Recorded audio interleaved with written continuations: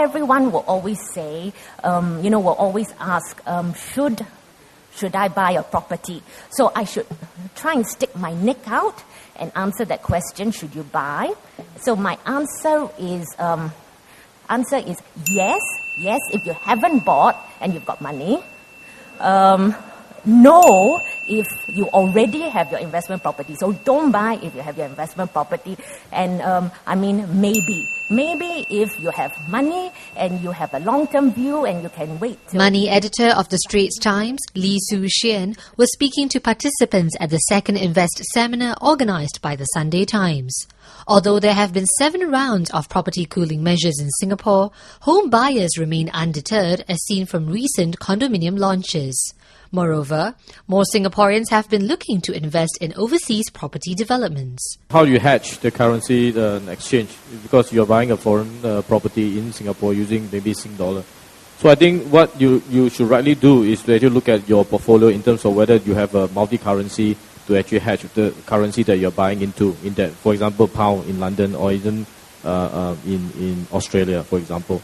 So then there are certain instruments that you can actually go into that actually allow you to pick up yield and then put the amount back to your investment account. That actually help to servicing in terms of the overseas property.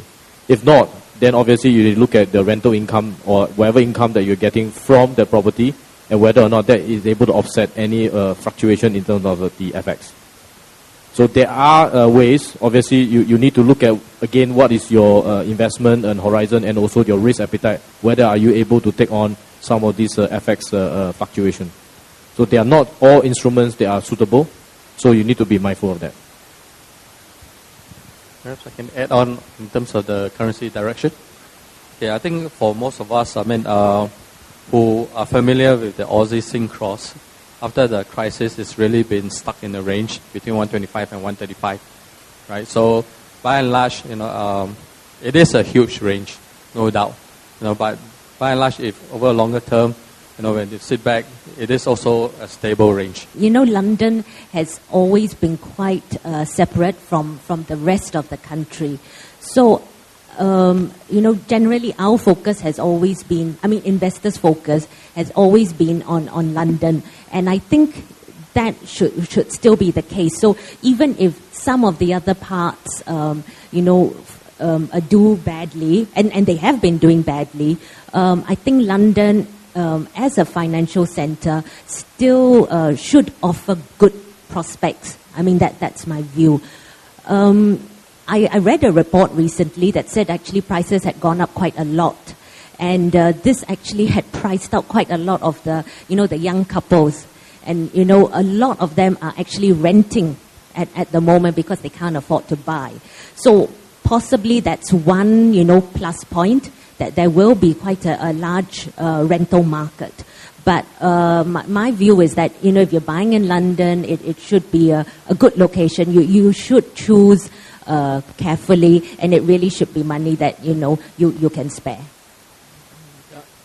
Basically, I share the Sushan's view in terms of the location is important. And basically, London is pretty much shielded from the rest of the troubled areas. And so that this financial powerhouse in that area is actually quite well protected. So I guess if you're seriously looking into investing in London property, I think area is very important. The zone that you are selecting is actually very key. And I think obviously you need to look at the currency. Because pound is coming down, obviously, but when would it be again strengthening? That's something that to look out for.